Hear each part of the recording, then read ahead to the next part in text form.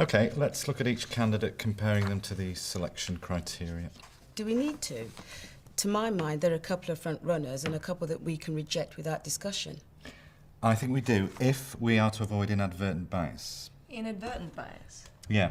I mean, I'm not suggesting that any of us would be deliberately biased, but the brain takes in and processes a lot of information subconsciously, and that can affect the way we feel about someone without us realising. Seriously? Liz, tell us about one of the candidates that you'd reject. I'd reject Jason Pendergrass because... Hang on, it's one of our protocols that we don't use candidates' names. Why on earth not? Because names can trigger all kinds of subconscious assumptions. For example, Robert Zimmerman sounds different to Bob Dylan, but it's the same person. Oh. Well, anyway, I'd reject Jason. Candidate 1. I think he's too posh to mix with the operatives on the shop floor. What makes you feel like he's too posh? Well, that name for a start. OK, Chris, I see your point. Exactly. He might have gone to a public school and be well-spoken, but look at his experience, not only in his current job, but at university and during his gap year. Fair point. Maybe there is more to him than first impression suggests. In what way is that experience relevant? Well, at university and during his gap year, he worked with people with drug problems, homeless people, and he taught in a school in Africa. It's a constant theme in his references, with his ability to build relationships with a wide range of people. And in his current job, when we probed into how he worked with people in the business units, he was very precise in what he described and gave very good examples. Yes, I forgot that bit. You're right.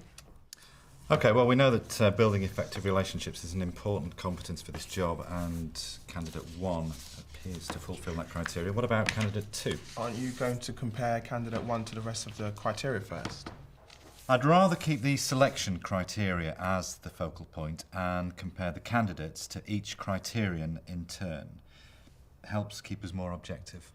By the way, can I just make sure that we all kept our interview notes specific, descriptive, factual and limited to the selection criteria? Yes, I learnt my lesson last year when that rejected candidate sued us and I had to produce my interview notes in court. Yes, that was embarrassing. And expensive. So how do we rate candidate 2 in terms of building effective relationships? Well, I liked her as soon as she walked through the door. Hang on a minute. Just to prove that I'm learning here, which of our criteria does liked her as soon as she walked through the door relate to? Well, what I mean is that she gave a very good first impression. In what way? Well, she looked very smart, and she took the initiative and came and shook hands with us instead of waiting for us to make the first move. That could relate to building effective relationships, couldn't it? Was that initial impression due to her physical appearance or due to her behaviour? And was it verified during the interview? Well...